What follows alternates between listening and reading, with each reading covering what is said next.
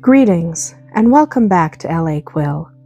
Today we're talking about one of those invisible writing skills that readers almost never notice when it's done well, but they'll absolutely notice when it isn't. We're talking about pacing your plot and keeping readers engaged from start to finish. Pacing is a bit like an enchanted road through an ancient forest.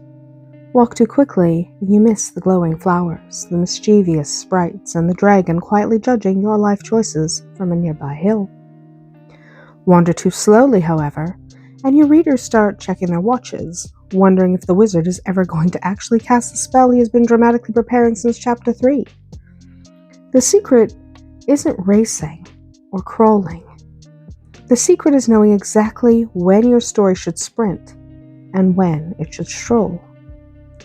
Imagine that every time someone opens your novel, an invisible agreement is made. Your reader silently says, "Very well, mysterious storyteller, impress me." They hand you something incredibly valuable, their time. In return, you promise to take them somewhere worth visiting. Pacing is one of the biggest ways you honor that promise. It controls the rhythm of your story, the emotional heartbeat that carries readers from one page to the next. When the rhythm feels natural, readers barely think about it. Before they know it, it's 2 a.m, they've promised themselves just one more chapter at least 17 times, and now they're negotiating with tomorrow's alarm clock. One of the biggest misconceptions about pacing is that it simply means making things happen faster. It doesn't. Explosions every third page don't automatically create excitement. In fact, if your village explodes every Tuesday, readers eventually stop caring.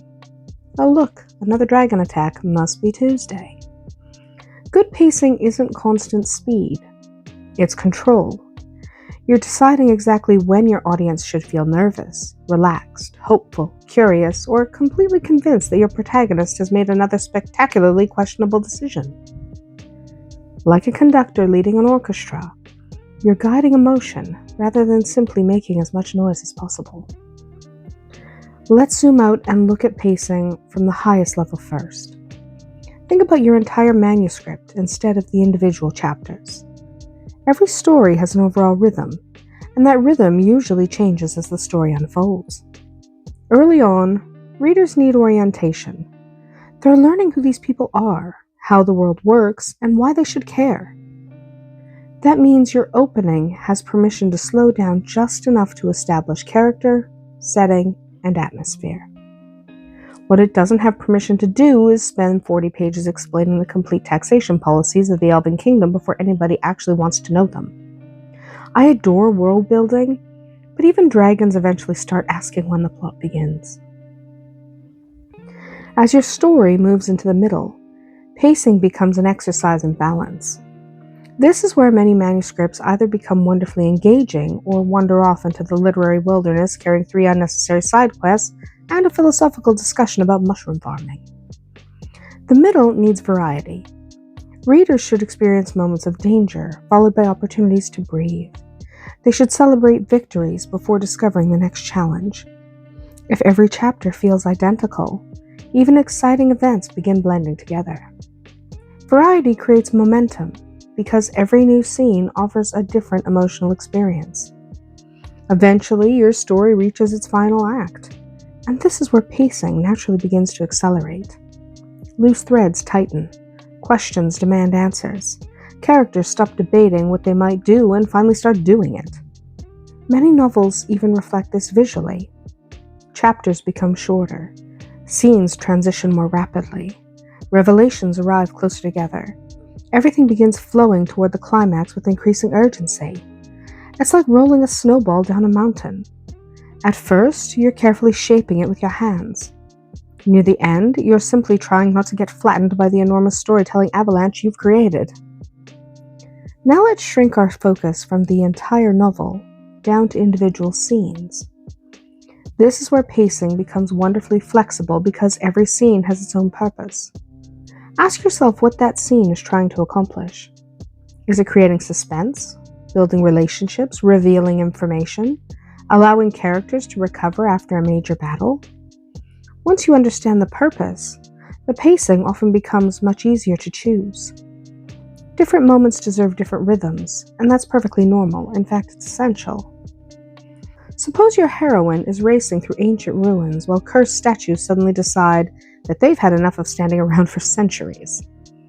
This probably isn't the ideal moment for 3 pages describing the fascinating geological history of the marble floor.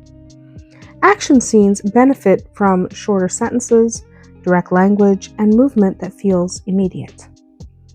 Readers should almost hear the footsteps echoing behind the characters. Dialogue becomes quicker. Decisions happen under pressure. Every sentence nudges the reader forward.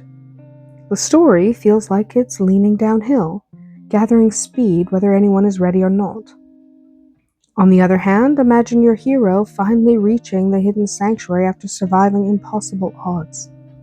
Perhaps they sit beside an enchanted lake where memories simmer beneath the water's surface. This is exactly the kind of moment where slowing down becomes powerful. Readers have earned a chance to breathe alongside the character. Rich description invites them into the world.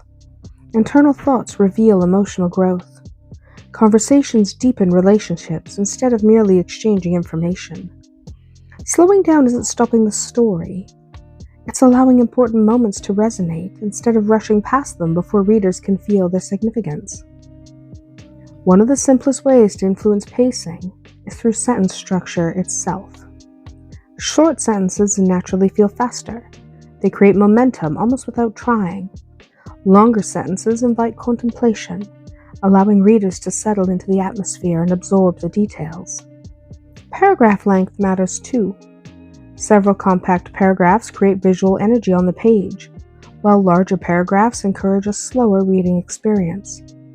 It's remarkable how much control writers have before readers consciously notice anything at all. Sometimes pacing changes simply because of how the words are arranged. Dialogue offers another surprisingly powerful pacing tool. Rapid exchanges filled with interruptions create urgency and conflict. Characters barely allow each other to finish speaking before the next revelation arrives.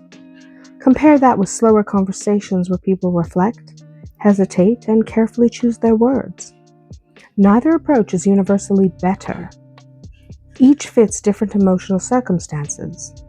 The important thing is matching the rhythm of the dialogue for the emotional purpose of the scene, rather than forcing every conversation into the same comfortable pattern. One pacing trap catches an astonishing number of writers, especially those of us who absolutely adore creating fictional worlds. It's the temptation to explain everything immediately. We invent magnificent histories, elaborate magic systems, several hundred years of royal succession, and the complete migration habits of enchanted badgers. So, naturally, we want readers to appreciate all of it.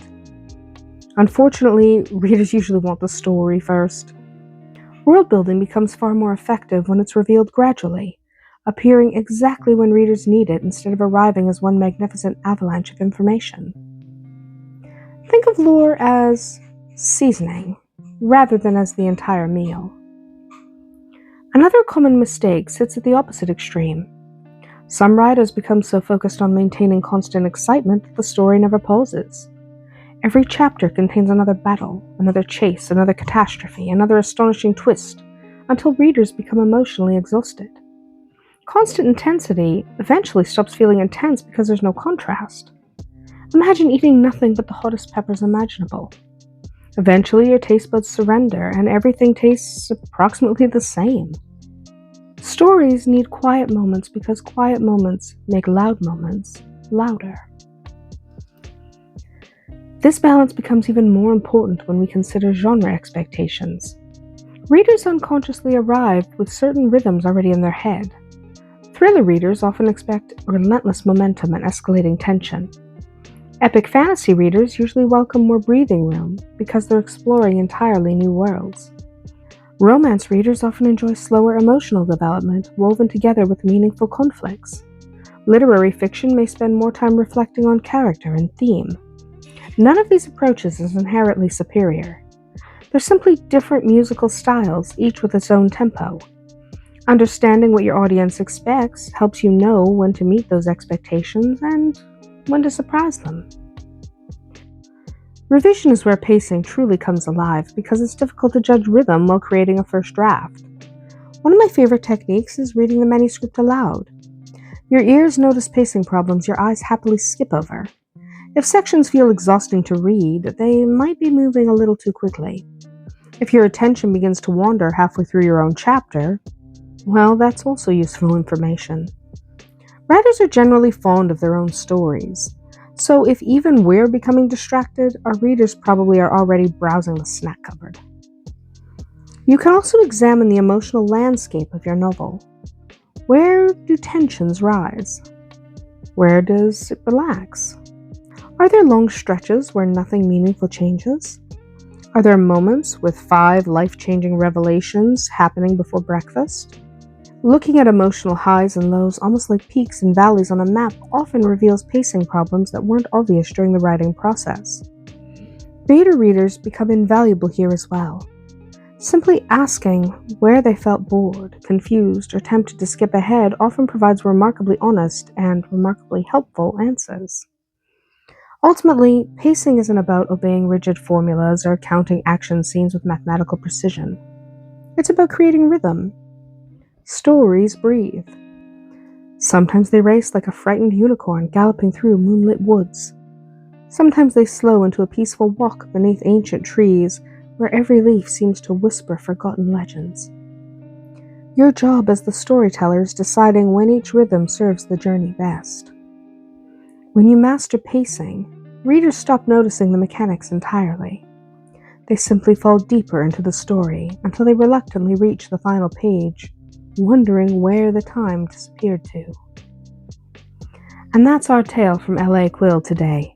Tell me in the comments which pacing challenge gives you the most trouble, or share a book that kept you turning pages long past your bedtime. Until next time, may your stories always be magical.